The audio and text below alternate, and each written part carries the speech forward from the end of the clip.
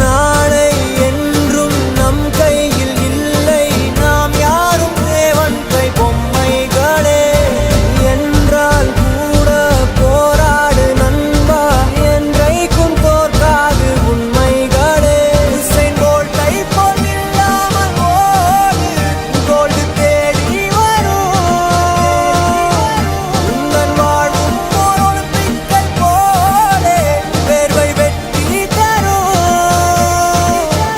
நாங்கள் ரிஷியும் இல்லை, ஓர் குஷி சொன்னோம், குடிச்சா குடிடா.